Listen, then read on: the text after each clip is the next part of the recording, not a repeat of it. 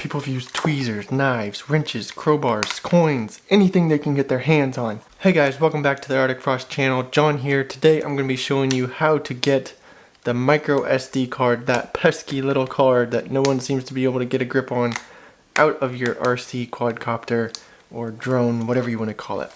Roll that intro.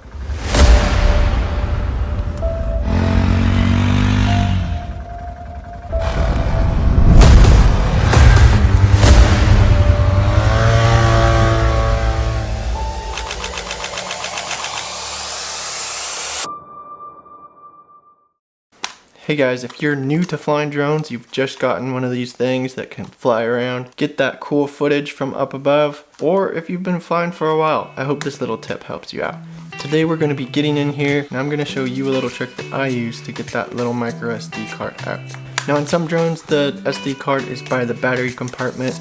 On this one here, it is located to the back, and there is a little door right here.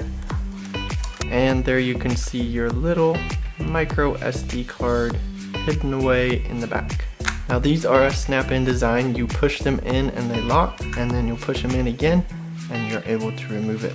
Now this is the adapter for the micro SD card. It just slips into the bottom. This allows you to put it into your computer and read the files. Now I use this point right here to push on the micro SD card, and I'm just going to open that door and push on the card with that corner, and that will allow me to pop it out. Right there you can see it has a little nub on the end of this card. If you can get your fingernail under that, that will help you to pop it out.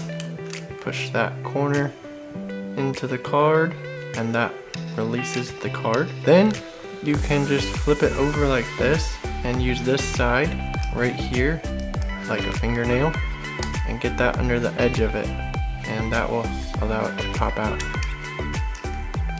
And then you've got your card out right there. Now the other thing is, when you're out in the field, you pop this little micro SD card out and it gets lost in the grass. Now reason to switch cards out in the field is because you've run out of space. So you need to pop that card out and stick a new one in. Now this one here comes with 8 gigabytes already in it. So if I have my card filled up, I have that extra 8 gigabytes to use up. Alternatively, there's a little port on most quadcopters that you can plug a data cable into.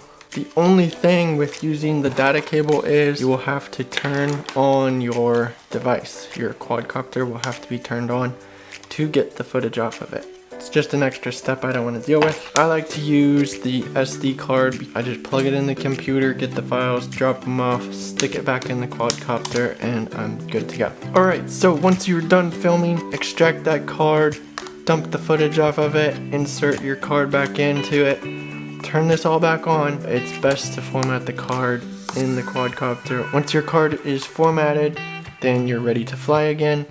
Get back out there, get some great footage.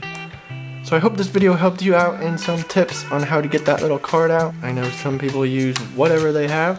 Just be careful using metal things because that can poke or scratch the card. Be sure to like down below if this video helped you out. Subscribe if you haven't already. And I will see you in the next video. Thanks for watching.